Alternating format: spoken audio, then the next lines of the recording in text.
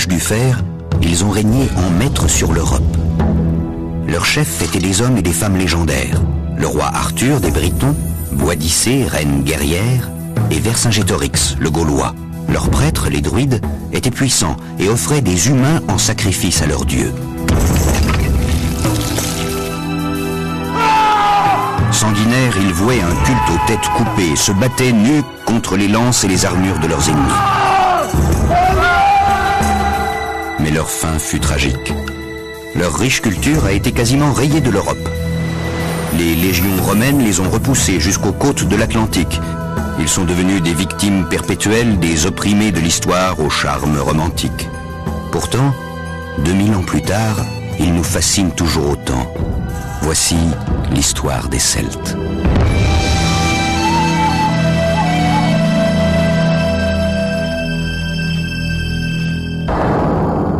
Comment faire la part du mythe et de la réalité? Je m'appelle Richard Ruggley. Je me consacre à notre histoire pour tenter de comprendre qui nous sommes. J'ai d'abord étudié l'âge de pierre. J'ai appris qu'à cette époque, nous étions tout aussi malins qu'aujourd'hui. Je me suis ensuite plongé dans le haut Moyen-Âge et j'ai constaté que nos ancêtres païens n'étaient pas des sauvages primitifs. Aujourd'hui, je souhaite ajouter une nouvelle pièce au puzzle de notre histoire et explorer cet art fugace que l'on appelle celtique.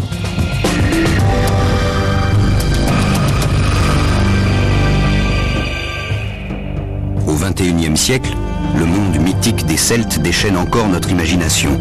Mais peu de personnes savent qui ils étaient et l'héritage qu'ils ont laissé.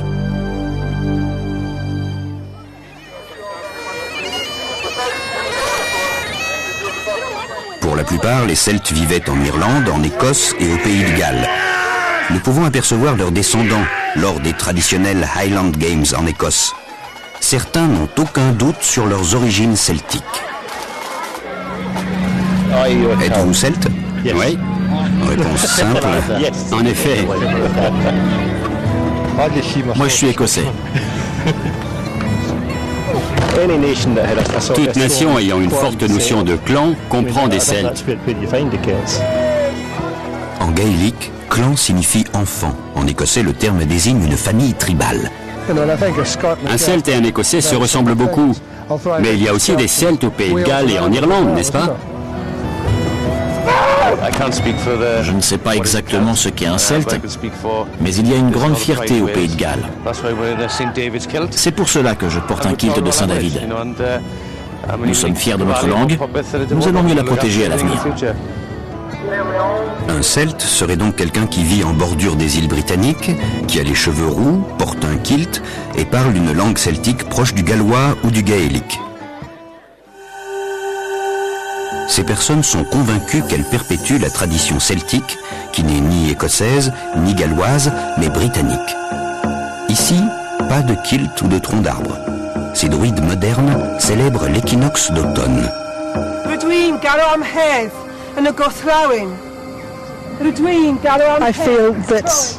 La culture celtique a été assimilée par la population de ce pays pendant l'âge du fer. Les druides faisaient partie de cette culture. Ici, l'héritage celtique est considéré comme païen, britannique et surtout spirituel.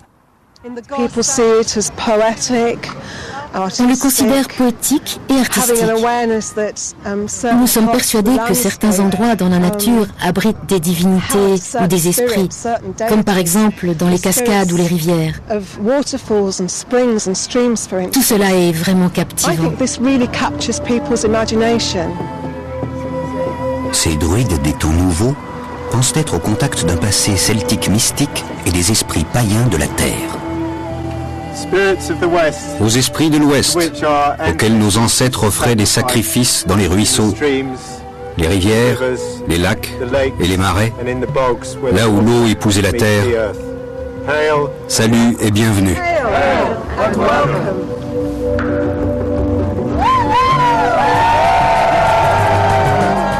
Mais avant d'accepter cette idée selon laquelle les Celtes étaient simplement des païens, ne négligeons pas les autres pistes. En Irlande, par exemple, le pays le plus souvent associé à ce peuple, il existe un tout autre héritage celtique, non pas païen, mais chrétien. S'il y a bien un objet synonyme de celtique, c'est le trésor inestimable exposé au Trinity College à Dublin. La Long Room, une salle tout en longueur qui abrite l'un des plus beaux et précieux objets du début de l'ère chrétienne.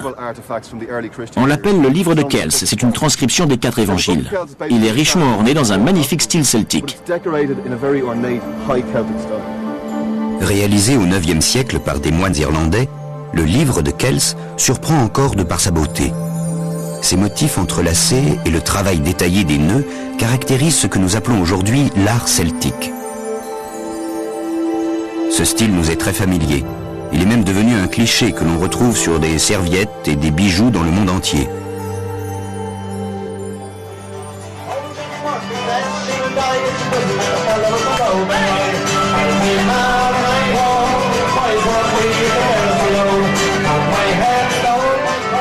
Il subsiste un autre cliché en Irlande.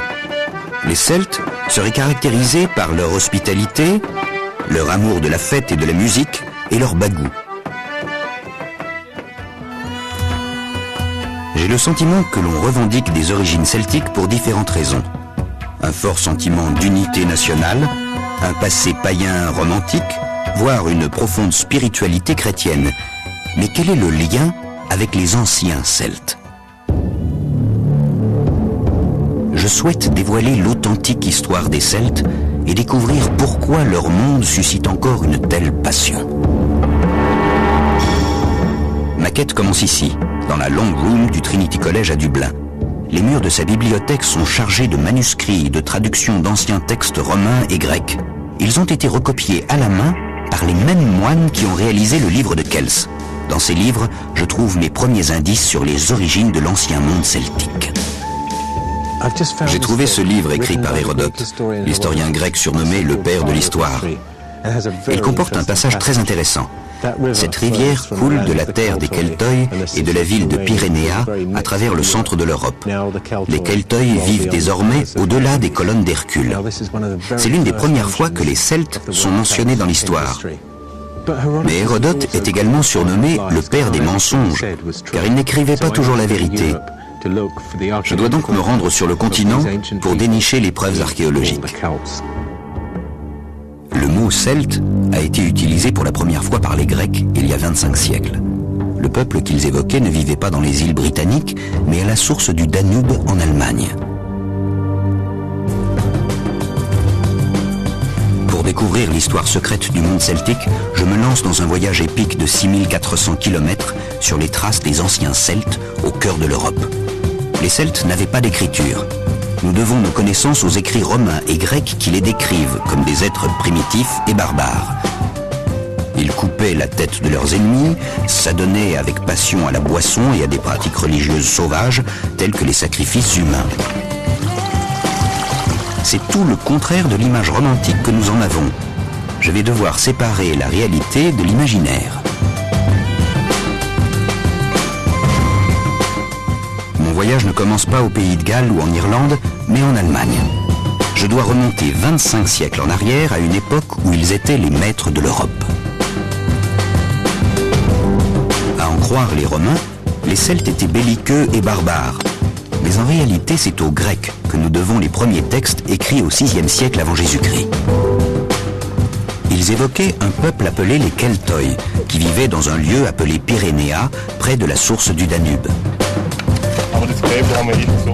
Je me trouve en Allemagne, où des archéologues ont passé 20 ans à explorer le site d'un immense fort, datant de l'âge du fer. On l'appelle le Heuneburg. Il a été occupé au VIe siècle avant Jésus-Christ, à la période de la Grèce classique.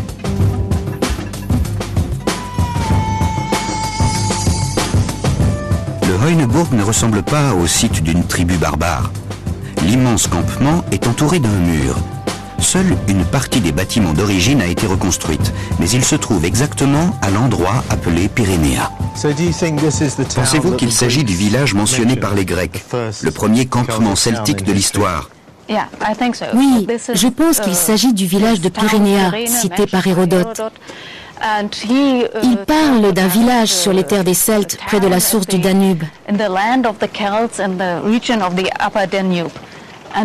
C'est sûrement le Heuneburg.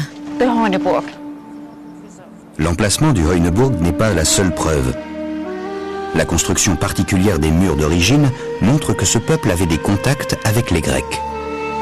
Le style de la construction du mur est en réalité grec. Nous ignorons si les Celtes l'ont construit ou s'ils ont utilisé des artisans grecs pour les plans et les travaux. Selon vous, les Celtes auraient copié le style de construction des Grecs ? Soit ils l'ont copié, soit ils ont fait appel à des Grecs pour l'ériger. Le village est donc au bon endroit. Il a peut-être été construit par les Grecs. Cela prouve bien qu'il s'agit du site en question. Oui, c'est Pyrénéa. Grâce à l'agriculture, les occupants de ces premiers villages celtiques avaient les moyens d'importer des produits luxueux de Grèce. Il n'y avait aucune trace de guerre au Heuneburg. Les murs massifs ne servaient pas à la défense. Peints en blanc, ils étaient visibles à des kilomètres. C'était un symbole de richesse. 2000 ans après, ils tiennent toujours. Oh oui. Au fur et à mesure des excavations, on découvre que les Celtes faisaient du commerce avec les Grecs. Pourquoi pensez-vous qu'il s'agit de l'endroit mentionné par Hérodote dans ses écrits ? Il s'agit d'un important fort sur une colline. Nous avons aussi trouvé des céramiques et des amphores à vin grecs.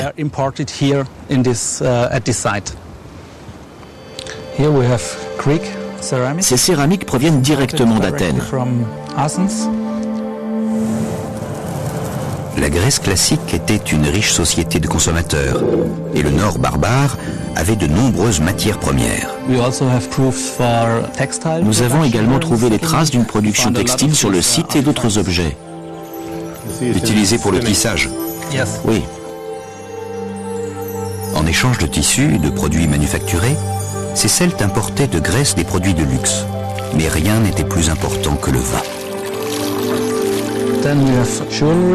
Nous avons trouvé des bijoux, un bracelet en bronze par exemple, et d'autres objets précieux fabriqués sur place. Bien loin d'être la demeure de barbares, cet ancien village celtique était une ruche industrielle. La fabrication de tissus, la production de céramique et le moulage d'objets en métaux de grande qualité. Pourquoi ont-ils choisi ce site ? Je pense que c'est à cause du Danube, qui était un important axe de commerce en Europe. Les Celtes étaient donc des intermédiaires. Le Danube était une sorte d'autoroute préhistorique. Oui. Le mot celte a été utilisé pour la première fois par les Grecs pour décrire de nombreuses tribus barbares du Nord. Il est peu probable que les tribus se soient donné elles-mêmes ce nom. Le mot celte était utilisé de la même façon que le mot indien pour décrire toutes les tribus en Amérique du Nord. À quoi ressemblait cette population ? Pour le savoir, j'ai visité la plus spectaculaire sépulture de cette ancienne période celtique. En 1978, une découverte remarquable a été faite sous un champ, à 160 km au nord de Heuneburg, dans les faubourgs de la ville de Hochdorf.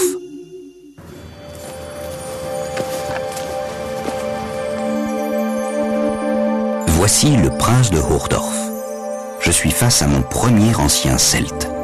Mais il ne s'agit pas d'une tombe de guerrier. Ici, la seule arme est un petit poignard en or. Ce prince celtique est étendu sur un divan en bronze de style grec, couvert de fourrure et de tissu. Autour de son cou, il y a un torque en or, et sur sa tête, il porte un étrange chapeau de forme conique en écorce de bouleau. Il est entouré de symboles d'une grande richesse, laissant deviner un immense pouvoir. Un char décoré à 4 roues et chargé d'ustensiles pour manger et boire. Dans un coin, un énorme chaudron grec pouvant contenir 320 litres de vin. Le prince prenait ses réceptions très au sérieux.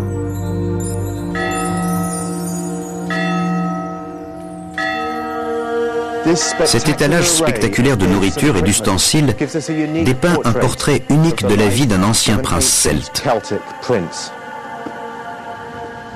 Le chef décédé était étendu sur ce char et transporté dans sa tombe. Ce chef-d'œuvre en fer est unique. Le travail des forgerons était extrêmement recherché. Que peut nous révéler cette tombe stupéfiante sur l'ancien monde des Celtes en Europe centrale? On remarque que le prince avait des contacts internationaux, qu'il appréciait les cultures autour de la Méditerranée, qui lui permettaient d'échanger idées et produits. Tout ce que l'on voit ici reflète son pouvoir en tant que chef de la tribu de Hochdorf. C'est une sorte de trône au seul détail près qu'il est allongé au lieu d'être assis. Il s'agit d'un immense trône en bronze, un trône où l'on s'allonge comme le faisaient les Grecs à cette époque. Mon premier Celte n'a rien du guerrier sanguinaire. C'était un diplomate cultivé, en contact avec la population la plus évoluée de l'Antiquité, les Grecs. Il échangeait avec eux des produits et probablement aussi des idées. Par quels moyens le prince pouvait-il s'enrichir? Nous sommes à l'âge du fer. Grâce aux mines, de nouveaux échanges commerciaux avec les Grecs sont possibles. On peut affirmer que c'est à ce moment-là que le monde celtique s'est installé en Europe centrale. J'ai trouvé les premiers Celtes, le village de Pyrénéa et un prince celtique. Mais ils ne correspondent pas aux descriptions classiques de Celtes barbares. Ils ne semblent pas non plus avoir grand-chose en commun avec notre notion actuelle de l'identité celtique, à part le fait que le prince de Hochdorf aimait le vin. Les archéologues constatent que 50 ans après la mort du prince de Hochdorf, les anciens sites celtiques au centre de l'Allemagne ont soudainement disparu. Quelque chose a changé. Une nouvelle société celtique a émergé et le pouvoir s'est déplacé à l'ouest. Pour en trouver les preuves, je dois me rendre sur le plus célèbre site celtique en Europe.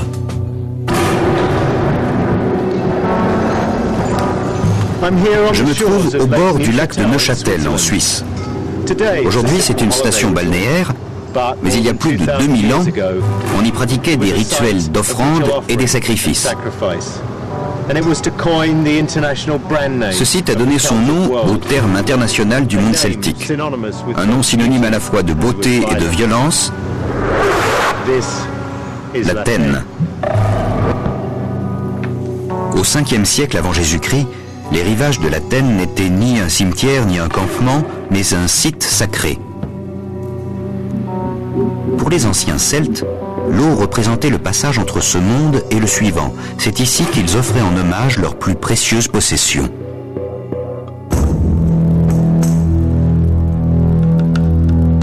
En 1857, un archéologue suisse découvre une importante quantité d'offrandes celtiques préservées dans le sol boueux des profondeurs du lac. Désormais à l'abri dans cette chambre forte, elle témoigne de l'image d'un nouveau monde celtique à l'apogée de son pouvoir. C'est une porte immense. Elle doit abriter un trésor. Oui, le trésor du passé. Plus de 2500 objets ont été récupérés et associent à jamais l'Athènes à la civilisation des Celtes. Ils proviennent du site de l'Athènes. En effet, il y a des centaines d'objets en fer et des outils en bois. Est-ce un bouclier typique de l'Athènes? Oui, c'est tout à fait ça. Je peux le prendre? Oui, il faut bien le tenir. C'est incroyable de tenir cet objet entre ses mains aujourd'hui. C'est extraordinaire, car les pièces retrouvées à l'Athènes n'ont été ni cassées ni détruites. L'épée était donc encore dans son fourreau. On dirait qu'il est tout neuf. Cette nouvelle culture celtique est étonnante, car on a trouvé une grande quantité d'armes finement ouvragées dans un style bien particulier. Les ornements sont très fins, les décorations sont délicates. Ces nombreuses lignes entrelacées, est-ce le style typique de l'Athènes? Oui, on le voit ici. Les lignes sont incurvées. Les découvertes de l'Athènes marquent le début des motifs incurvés reconnus aujourd'hui comme typiquement celtiques. Pendant des siècles, les reproductions magiques et symboliques d'animaux, de plantes et les formes en spirale vont définir le style des Celtes à travers le monde. Il est étonnant qu'une société sans écriture ait pu produire des œuvres d'art à la géométrie si complexe. Le fond du lac à l'Athènes a aussi révélé des découvertes plus effrayantes. Parmi les épées et les boucliers, on a retrouvé des traces de sacrifices humains. Nous avons trouvé des crânes. Nous nous sommes demandé s'il s'agissait de morts accidentelles ou de sacrifices. Au XIXe siècle, un crâne avec une corde a été découvert à l'Athènes. Vous savez donc que des humains ont été sacrifiés ou exécutés. Ils ont probablement eu un problème. Mais un énorme problème en effet. Les sacrifices humains et les offrandes correspondaient à cette nouvelle culture belliqueuse. Je commence à reconnaître ces Celtes, ou Gaulois comme les appelaient les Romains. Il s'agissait de tribus de guerriers très ambitieux et mobiles. De surcroît, l'Europe était mûre pour une prise de pouvoir. Des archéologues ont démontré qu'au IVe siècle avant Jésus-Christ, la culture celtique de l'Athènes s'est rapidement répandue du centre de l'Europe vers les Balkans, l'Italie, et à l'ouest vers l'Espagne et la France. Comme je voulais goûter à cette culture, j'ai décidé de rencontrer des archéologues allemands dont la mission consiste à redonner vie au monde celtique de manière aussi réaliste que possible. Voici votre code de maille, Richard. Merci. C'est un ancien membre de l'équipe. Je dois tout d'abord m'habiller en authentique guerrier celte. Quelles sont mes options? La craie ou la cotte de maille? Laissez-moi réfléchir. Jusqu'au IIIe siècle avant Jésus-Christ, les guerriers celtes préféraient se battre nus, avec pour seule défense de la peinture sur le corps, un bouclier et la confiance en leur dieu. Je vais utiliser la cotte de maille. On y va. Pour un guerrier celte, le torque, symbole de noblesse, était l'objet le plus important. Oui, vous avez de l'allure. C'est un peu voyant. Selon les Romains, les Celtes étaient superstitieux. Le torque était un symbole religieux. Ils se battaient depuis des siècles. La guerre faisait partie de leur culture, mais elle représentait aussi un revenu. Leur réputation était telle qu'on les embauchait comme mercenaires.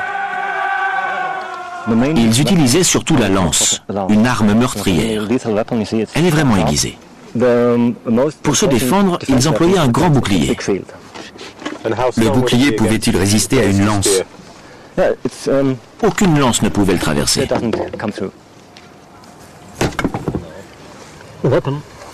L'arme du noble, c'est l'épée, bien sûr.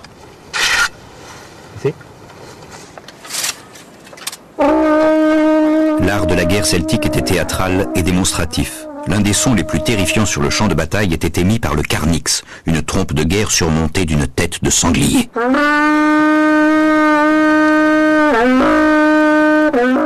Une multitude de trompettes résonnait pour faire peur à l'ennemi. C'est une guerre psychologique. On les fait rire, puis on les tue.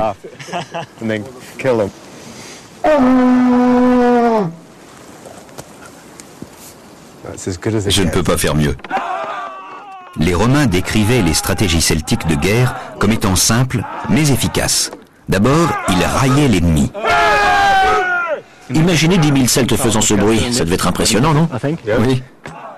Les soldats les plus courageux lançaient la charge.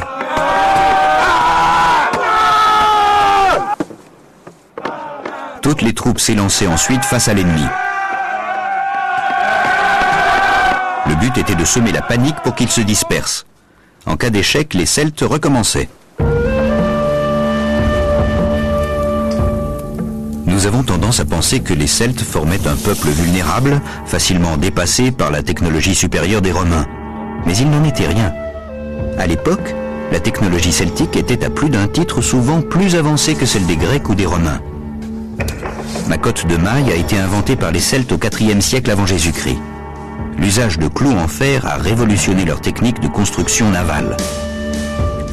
Avec leurs épées, leurs chars aux roues en fer et leurs fers à cheval en métal, les Celtes ont engagé des campagnes militaires contre les tribus voisines et même contre les Grecs et les Romains. En 390 avant Jésus-Christ, ils ont même pillé une cité appelée Rome.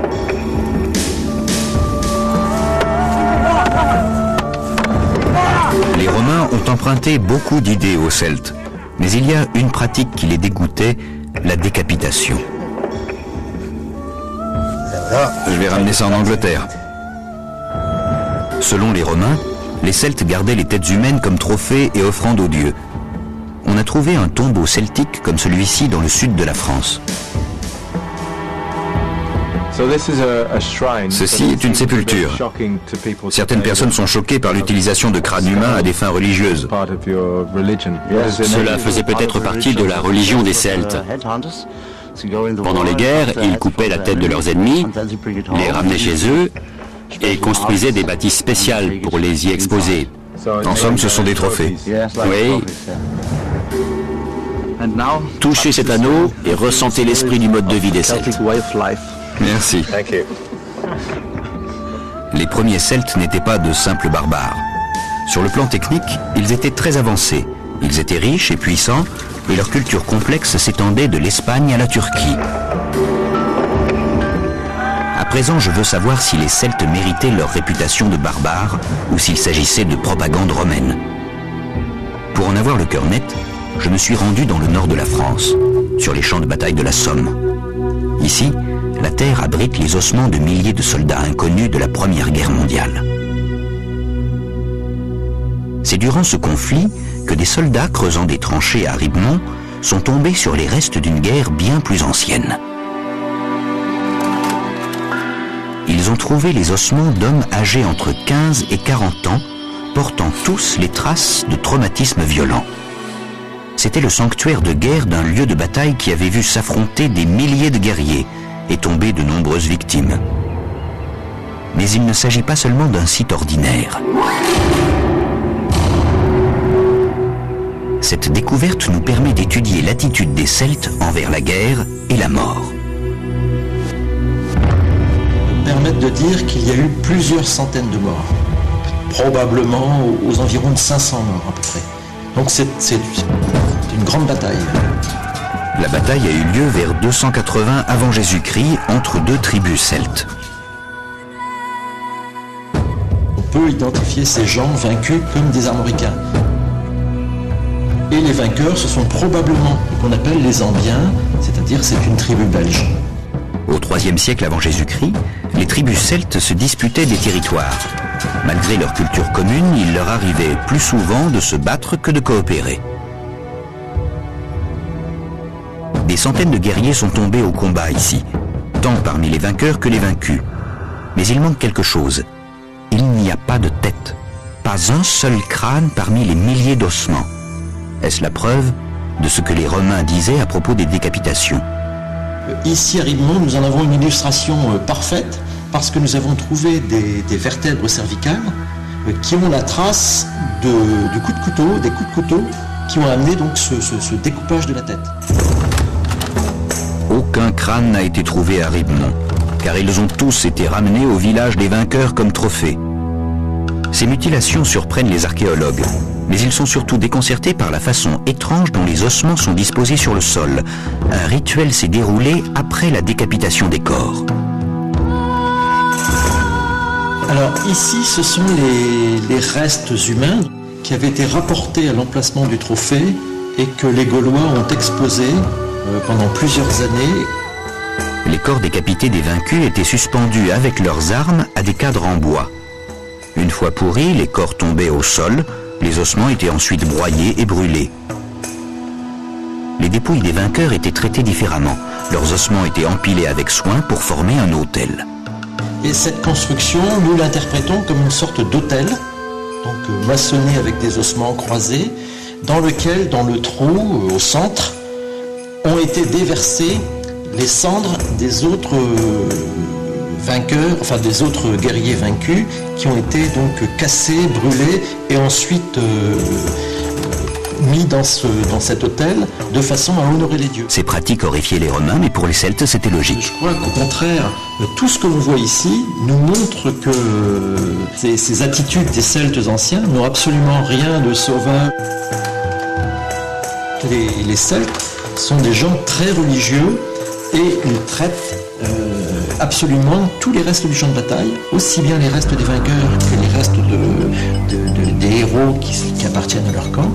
Les découvertes à Ribemont confirment que pour les Celtes, la tête humaine avait une valeur spirituelle. Ce que les Romains considéraient comme des brutalités sauvages était en réalité le rite d'un système religieux complexe.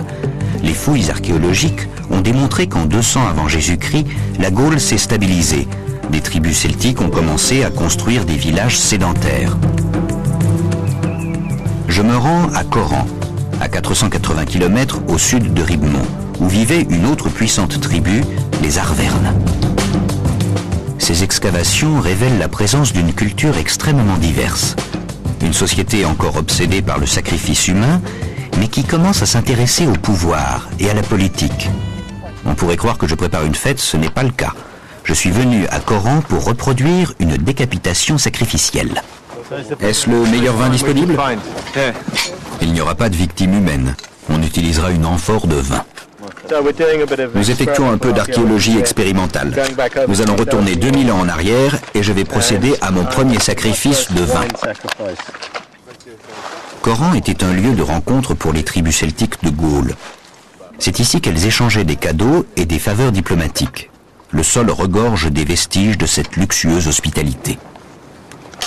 Nous avons trouvé de nombreux morceaux d'amphore.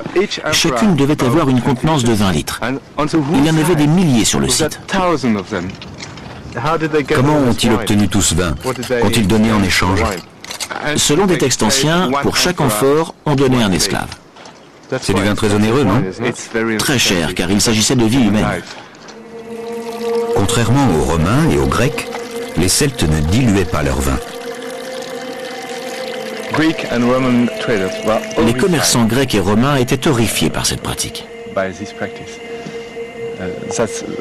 C'était vraiment barbare de ne pas mettre de l'eau dans son vin. Le vin était précieux car il symbolisait le sacrifice du sang. Mais comment sacrifiait-on du vin?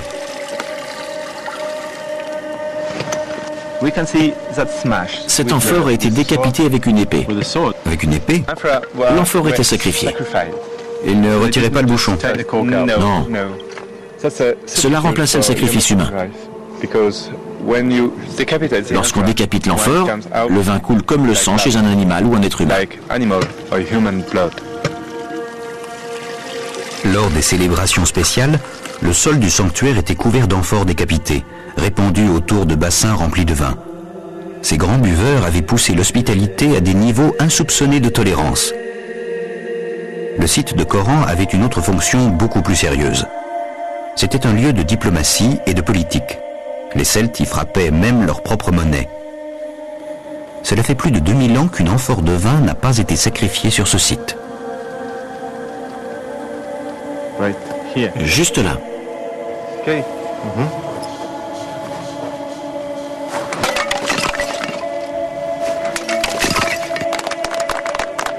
Prenez un verre de vin. Chez les Celtes, il faut se méfier des apparences. La décapitation et le sacrifice ne traduisent pas une simple brutalité. Ce sont des rites appartenant à un monde religieux intriqué. Pour les Arvernes, le sacrifice du sang allait bientôt devenir une réalité. En 58 avant Jésus-Christ, ils s'opposent à l'invasion romaine. De cette tribu va émerger le leader le plus tragique des Celtes, Vercingétorix. Au début du 1er siècle avant Jésus-Christ, la Gaule se romanise de plus en plus. Des siècles de commerce ont introduit un style de vie très semblable à celui des Romains. Mais à quel point la société des Celtes avait-elle évolué? Pour le savoir, je repars vers le nord. Entourée d'imposants remparts, Bibracte était la capitale des Éduènes, l'une des plus puissantes tribus gauloises.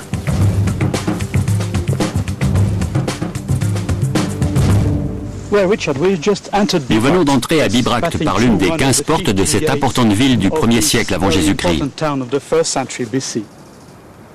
Bibracte était entouré d'un mur long de 5 km. Un incroyable exploit technique. Mais c'était plus pour fanfaronner que pour défendre la ville. Que cela nous révèle-t-il sur les Celtes? Plusieurs choses. La fortification de 5 km avec 15 portes était immense. Cela signifie qu'ils étaient très bien organisés. Il devait y avoir une autorité avec suffisamment de pouvoir pour obliger des milliers de personnes à le construire. Bibracte était l'un des plus puissants et plus élaborés campements du nord de l'Europe. La population de plusieurs milliers d'habitants était urbaine. À vrai dire, c'était plutôt une grande ville. Voici une petite sélection de découvertes récentes faites à Bibracte pour vous donner une idée de leur évolution. On voit le visage du sanglier comme celui du carnix. C'est presque une trompette miniature. On l'utilisait pour verser le vin. Probablement. Ceci est une broche en bronze utilisée par les femmes pour attacher leurs robes. Une sorte d'épingle de sûreté. Oui. Cette pièce est très différente. Ce sont des morceaux de poterie. Ce style de décoration est typique pour la région des Éduènes, dont la capitale était ici. Ce motif est une sorte d'emblème tribal. Oui. Chaque tribu du centre de la Gaule avait son propre style pour peindre la poterie. On peut se représenter la Gaule comme une mosaïque de tribus se transformant rapidement en jeunes États. Que nous dévoile Bibracte sur les Celtes? Tout simplement que Bibracte était une ville à part entière. Les sociétés de l'âge du fer essayaient de devenir des civilisations urbaines et de créer leur propre ville avec des milliers d'habitants. Des quartiers pour les artisans, des quartiers pour les activités publiques et des quartiers résidentiels. À cette époque, la civilisation des Gaulois était aussi organisée que celle des Romains. Les Éduènes étaient une tribu puissante et l'affrontement avec l'Empire romain en pleine expansion était inévitable. À quelle altitude sommes-nous? À 820 mètres au-dessus du niveau de la mer. On peut imaginer Rome quelque part dans le brouillard au loin.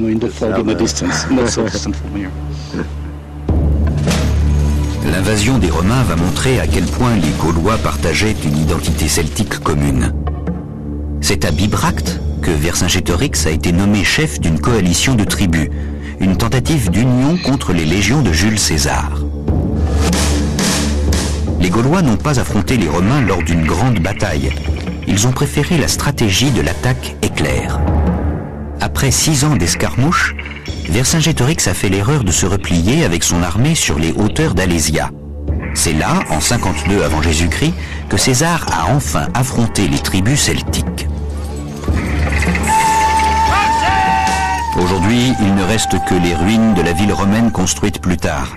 Mais les vainqueurs ont laissé une indication de leurs sentiments envers les vaincus. Cette figure de bronze réalisée par les Romains fut trouvée à Alésia en 1907. Elle représente un Celte mourant. De telles représentations ne montrent pas seulement le pouvoir des Romains sur les Celtes, mais le pouvoir des Celtes sur l'imagination des Romains. C'est l'image d'un noble sauvage, méprisé certes, mais aussi admiré.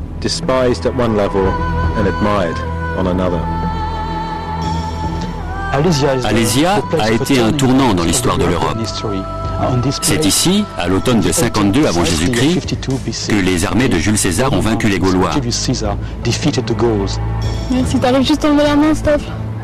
Pour flatter les Gaulois, en quelque sorte, Jules César a choisi d'assiéger Alésia, au lieu de les affronter sur le champ de bataille. Il a commencé par faire construire 24 km de tranchées.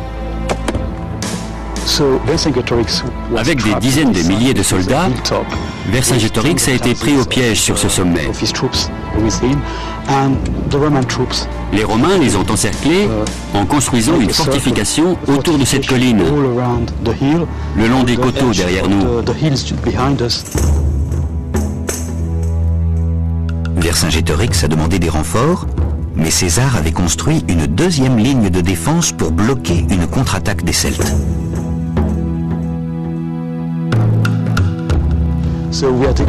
Il y avait donc 24 km de tranchées, 23 forts et des dizaines de milliers de soldats romains qui surveillaient Vercingétorix et ses troupes. La confrontation a enfin eu lieu lorsque 250 000 Gaulois sont arrivés pour aider leurs cousins. Mais la discipline des Romains a brisé le tempérament des Celtes et l'armée de Vercingétorix, affaiblie par la famine. Les Romains devaient attendre que les hommes soient affamés. Ils n'avaient plus d'eau ni de nourriture, alors ils se sont rendus et ont livré Vercingétorix au général romain. Les tribus gauloises avaient connu des siècles d'indépendance. Vercingétorix avait essayé de les unir contre leurs ennemis communs, mais c'était trop tard. Une journée tragique pour les Celtes. Absolument. En tout cas, pour toutes les tribus impliquées dans cette bataille. Elles étaient toutes celtiques. Ce fut une journée importante pour elles. Si le résultat avait été différent, aurions-nous une autre Europe aujourd'hui? D'un point de vue moderne, il est clair que l'histoire aurait évolué très différemment si cette bataille n'avait pas eu lieu. Si les Gaulois avaient gagné, qui sait à quoi aurait ressemblé l'Europe celtique? 2000 ans plus tard, le mythe romantique de ce qui serait arrivé reste très présent au sein de la nation française.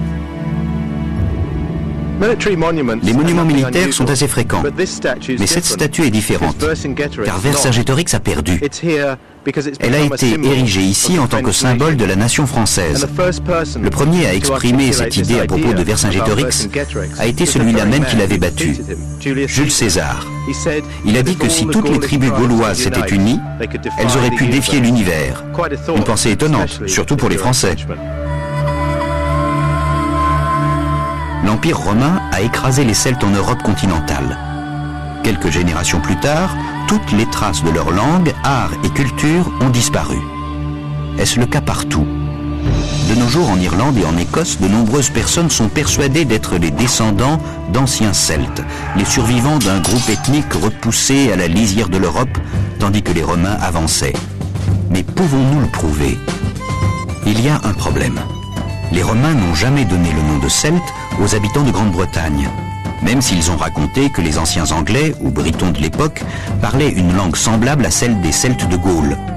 La plus reconnaissable caractéristique de la culture celtique, son art très singulier, recèle peut-être une réponse. Ceux qui ont émigré en Grande-Bretagne ont-ils emporté leur art avec eux? Le premier indice se trouve dans un lieu inattendu, à Battersea, près de cette centrale électrique. En 1857, un remarquable trésor a été remonté du fond de la Tamise. Un bouclier en bronze, magnifiquement travaillé. Plus loin, à Waterloo, on a également repêché cet extraordinaire casque à cornes. Ces deux objets ont été trouvés dans l'eau et leur composition exceptionnelle ressemble à celle des objets découverts la même année à l'Athènes, en Suisse. Les archéologues victoriens ont vite fait le rapprochement.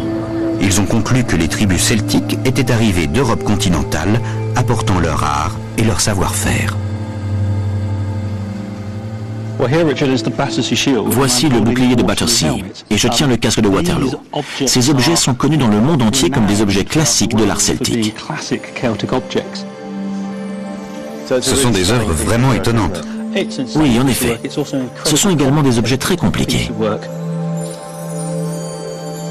Pourquoi ce genre d'art était-il si important? C'est une sorte de langage international, associé à des personnes jouissant d'un grand prestige, qui s'étendit à travers toute l'Europe parmi les élites. Ces objets étonnants semblent prêts à l'emploi, mais les apparences sont trompeuses. Nous appelons ça un casque et nous appelons ceci un bouclier, mais il n'était jamais utilisé sur le champ de bataille. Le bouclier est surtout destiné à être admiré. C'est un objet décoratif. Ce casque est probablement un couvre-chef de cérémonie. Surtout, il a tout l'air d'un chapeau de déguisement. Ça me donne envie de faire la fête. Il s'agit sans aucun doute de chefs-d'œuvre celtiques. Mais certains experts ne sont pas persuadés qu'ils aient été apportés par des émigrants celtiques venus du continent, comme on le pensait à l'époque victorienne. En réalité, certains semblent avoir un problème avec le fameux mot commençant par C. Pensez-vous que ces objets ont été réalisés par des Celtes? Ils ont été réalisés par des artisans qu'on appellerait celtes aujourd'hui. Savait-il ou non à l'époque ce que signifiait le mot celte, c'est un autre problème. L'art celtique est présent, mais il est important de remarquer que ces objets sont très britanniques. Le style est celtique et ce travail raffiné ressemble aussi à l'art d'autres régions d'Europe, mais il est évident qu'ils sont aussi très britanniques. Le casque et le bouclier sont de style celtique, mais ils n'ont pas été apportés par des migrants celtes.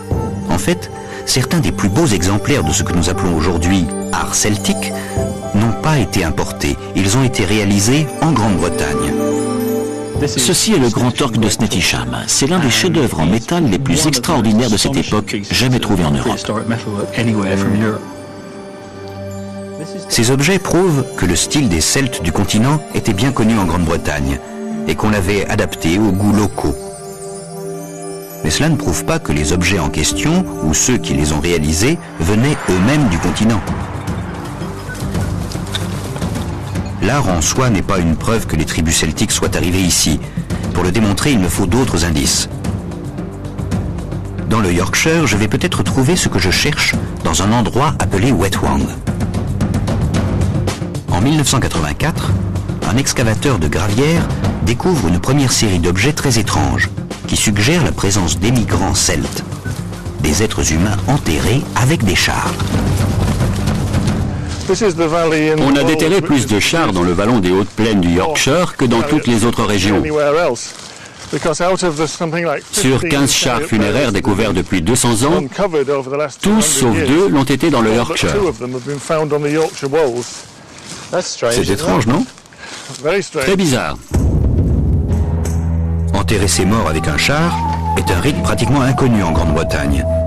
Mais c'est une ancienne tradition des tribus celtes du continent, comme le char funéraire à 4 roues trouvé à Hochdorf en Allemagne. Voici le site. C'est ici que cela s'est passé. 13 chars ont été découverts dans ce vallon du Yorkshire, y compris dans 3 tombes côte à côte en 1984. De ce côté, il y avait un jeune homme avec son char, son épée et son bouclier. Au milieu, une femme, et plus loin, un deuxième homme. La tombe de la femme était mieux conservée. Elle était couchée sur le côté comme si elle était tombée d'un vélo, et son corps s'était décomposé. Quand nous imaginons Boadicée se promenant sur un char, nous pensons à la guerre. Est-ce que l'on employait les chars uniquement sur le champ de bataille? On pouvait les utiliser pour n'importe quoi. Quand il n'y avait pas de guerre, on ne les laissait pas n'importe où. Aux côtés de la femme et de son char, il y avait une incroyable collection d'objets personnels. Un miroir, des harnais de cheval et sa parure décorée dans le célèbre style celtique. Mais comme le bouclier de Battersea, ces objets ont tous été réalisés en Grande-Bretagne, y compris le char. Grâce au savoir-faire des archéologues, le char de Wetwang a été ramené à la vie. C'est superbe de le voir dans toute sa splendeur comme à l'époque. C'est merveilleux. Dans la tombe, on reconnaît la forme rectangulaire de son emplacement. On dirait le fantôme d'un char. Ce genre de char était très répandu en Grande-Bretagne. On les utilisait pour faire la guerre ou pour le transport. Mais les chars funéraires étaient uniques. Est-ce la preuve que la tribu guerrière de colons celtiques est venue d'Europe, apportant ses traditions avec elle?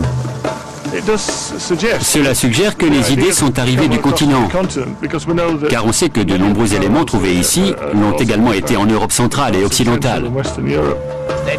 Il existe un autre indice fascinant. Les Romains appelaient cette tribu locale les Parisi. Une tribu du continent, également appelée Parisie, donnera son nom à la ville de Paris. Les deux tribus enterraient leurs morts avec des chars. Étaient-ce les mêmes peuples? Il devait y avoir un lien, mais on ignore lequel. Sont-ils venus du continent? Qui sait? Étaient-ce des Celtes? Je ne le pense pas. Je n'ai pas l'habitude d'utiliser ce terme. On pourrait dire des soi-disant Celtes, si vous voulez. Les chars de Wetwang et les trésors trouvés dans la Tamise démontrent que les Britons avaient des contacts avec les Celtes du continent. Certains se sont peut-être installés dans le sud de l'Angleterre et le Yorkshire. Mais il n'existe aucune preuve en Angleterre confirmant que les Celtes soient arrivés en nombre suffisant pour chasser la population locale.